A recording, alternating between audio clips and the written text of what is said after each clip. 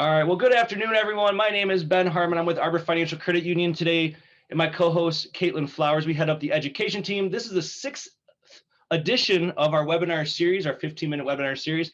Thank you those for checking in. We do appreciate the support. So today I wanted to cover the no budget. It's not purposely a play on words, but it's a budget that I'm very fond of.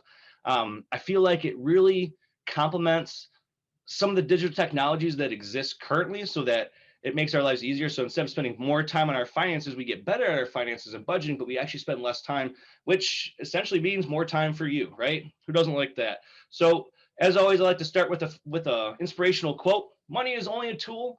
It will take you wherever you wish, but it will not replace you as the driver. You know, there are some people that when they think about budgeting, they've just had enough money always, so that they always feel like they are. But when you start looking into their disposable income and how they're allocating those funds, you know, it's not really the best way of doing it. So again, you always have to be in the driver's seat and take charge of your money. If you're not happy with where you're currently at, trying to budget is definitely the best way to go, especially the new year. But don't be discouraged. There's not one budget that fits all. Sometimes, like myself, I use different techniques from different budgets. And we will be covering more in February about these budgets as well. We're going to do the zero-based budget and also the cash envelope budget. And these are just quick 15-minute touch points to kind of give you the tools you need to, again, take charge of your money and be successful this year and really achieve those goals that you're trying to financially. So again, always make sure that you're the driver, you're in control, you own that money. And it only does what you tell it to do, but don't let it tell you that every time you get paid, it has to go to a bill, right? So the no budget, you might already be doing this without knowing. It is one of the most popular among fintech users, and that's just a fancy word of saying financial technology. Once it sets up, it runs with little to no effort. That's the best part about this, because we have people that they want everything right now. We're the right now generation, and this is one of those ones that really complements that feel. And I know that everybody should be patient, but man, I do like when I get things right now. And so sometimes it is nice. The financial technology, and I'll show you this an example here in just a moment or two, of how I kind of run my accounts digitally. But what this does is essentially you have all your savings set aside, right? So this is like most other budgets, you take your savings out of there before you can kind of get your grip on it, right? So before it comes into your account, take advantage of those 401ks, take advantage of those HSAs, take advantage of paying down debt, even though that some people don't look at that as saving money. But the reason that you want to take advantage of the savings is, first off, not everybody's super good at it.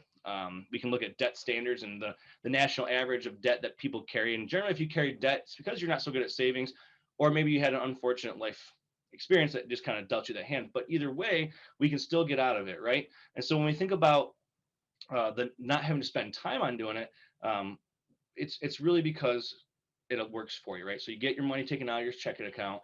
The money that comes to your account, you pay the bills, and then you budget out what's left over. Because again, you already paid your 30%, you paid your 20% of savings, and then what's left over is disposable income. It's really not spoken for. Now, I always recommend giving every dollar a job, but really this is the best way to do it. And a lot of people do this, right? If you already take advantage of 401ks, HSAs, if you're taking advantage of these things that come out of your paycheck, or maybe it's even the same day your paycheck comes in, there's an automatic transfer to a hidden savings account.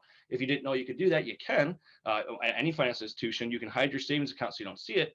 But if that's taken advantage of, then obviously you're going to pay your bills. Most of us do. And then what's left over, it depends on your pay cycle of when you're going to repay it back. But it really can be just so pleasing that your savings, and it's kind of out of sight, out of mind. Your bills are all done the day you get paid. And then the rest money goes. Now you can obviously take that disposable income and dump it into different things. But really essentially how it works, again, is multi-account usage. So when we do the no budget, we will have multiple accounts. And I'm not sure if any of you have taken advantage of the multi-account structure. I've been using it for quite a few years, and I recommend it for a person that generally does their banking through their mobile device, because nowadays you can nickname your accounts. You can have them stacked up. Generally, if you think about, if you had a bills account, right? Well, if you put all the money for your bills in there for each month, how would you know all your bills have been paid? Because the account will simply be at zero by the end of the month. And so that's a great technique of like not having to go back if you're a traditional bank user and check off the check register, make sure everything cleared, or things like that. It's just the count zeroes out, right? And so it's, again, you get paid, you can have these automatic transfers set up to do this for you. So that you don't even have to, the days you get paid, just you already know how much money goes to your bill account, you know how much money goes to whatever secondary accounts you might have. And then again, you just spend the rest because that is your disposable income. Usually when I do this, what's left over, I just divide by two because I get paid every other week. I take what's for next week, I put it in a reserve account, just a side checking account that I, again, I don't have a bunch of debit cards, just one debit card, but I have all these different accounts that I move my money around so I don't accidentally overspend. There's nothing worse than waking up and seeing more money in your account than you should. And it's never usually that way. It's usually if there's more money in your account than it should be, it's something didn't get paid or hasn't pulled yet. But this erases that. In my 13 years experience in banking, this is one of those things that caught people up on overdraft fees. So this will help save money on the fees as well. But essentially, it takes out a lot of guessing, right? You take the time step your savings, the time step your bill pays, if they're auto pay, so take the time step your transfers, and then it's done. It just runs in the background, right? So who should try this budget? People don't like budgeting, right? Or they don't have the time, fast pace. I know with my two young kids, job and everything else going on right now, it is very fast paced. There's a lot of things going on. I don't have time to do it myself. So this is something that I can go to sleep easy at night, knowing that everything's taken care of. In the morning, when I look at my accounts, I know how they should act, right? Because how much money I keep in them. But this is for people that are also not prone to overspend. Okay, so like let's say you pay your bills and you have that money left over, that disposable income.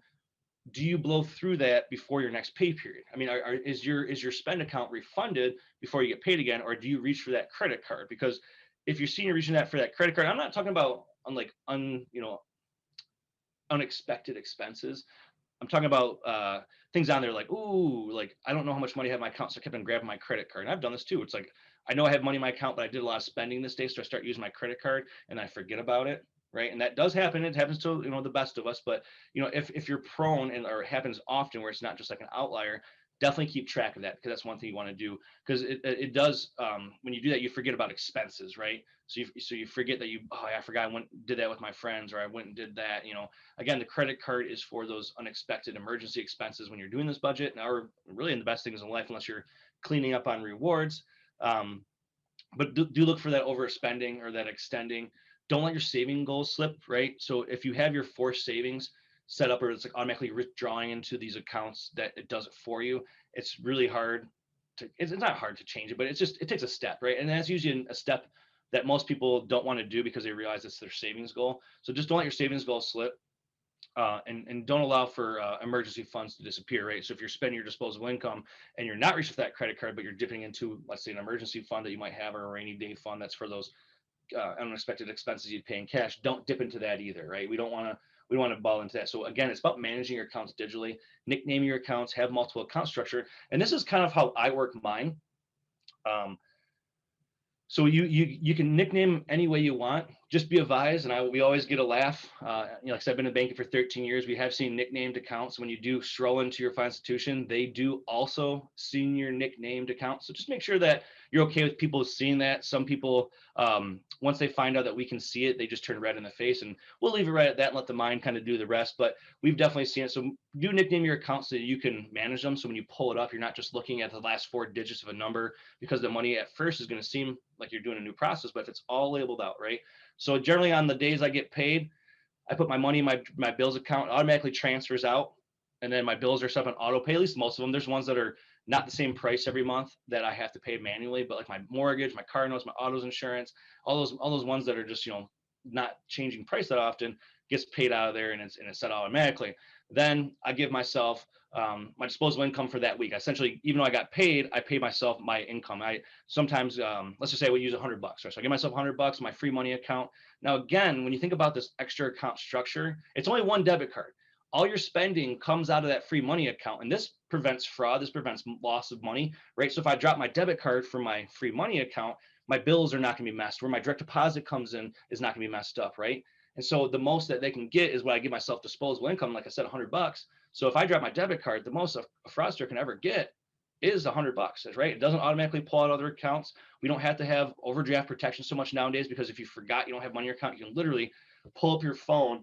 Mine looks at my beautiful face, and then it gives my accounts. I can transfer money and then use it right away. There's no lag like there was back in the day. So again, it provides security, but it also spreads your money out. And if you run out of that free money because you're trying to budget yourself, guess what you have to do? You have to log in and pull money out of your hold account. And it makes you aware. So you're not just like accidentally spending more. You thought that you logged in, and it creates this track record. And again, it doesn't hurt you in any way to transfer money back and forth to accounts. I do it all day, every day. You can transfer to your blue in the face. There's no holds. Be careful on savings. Some places, unlike Arbor, they have penalties on your savings if you withdraw digitally too many times. totally different conversation. But if you're with us, you're safe. But just, again, one debit card keeps the spending. That's all your spending comes from. If you were to buy something offline, you would also dump money out of whatever account you have and dump into that free money account there. And then obviously a savings goal. So my accounts, the days that get paid, boom, money goes out to those 3 accounts. And then you can add other things, right? Let's say you want to add a vacation fund, and you can nickname the account anything you want, right? Some people have vacation fund. Some people have a holiday fund. I have a Facebook marketplace fund. And so if I get paid something if I sell something for Facebook Marketplace, it'll stay there, stays out of my other accounts. Same thing when I get paid. I have a little bit of a saving thing, like where I like to have like $500 or $600 in July, and then $500 or $600 in December. So I have a holiday fund, vacation fund. They both get funded each month. It happens automatically. And these 2 green accounts, they're hidden, so I don't see them. I know they're there, but I don't see them and be tempted that I have like that cushion or the extra money. But you can nickname the accounts whatever you want, and this is how the no budget works, right? Again, you have your savings taken care of. You pay your bills out of a bills account or out of your account, and then the rest, siphon it out, move it around. Think of it like a jacket with all these pockets. You can put some money in the inside, the back side, front side. It doesn't really matter, but spread it out and nickname the accounts, and then you won't accidentally spend. You'll see your money grow. Like when I sell stuff on Facebook, it doesn't commingle with any of my other funds, so I can see if I'm actually doing the the pencil to the Corvette kind of gig. But it is something that is definitely fun to do and try.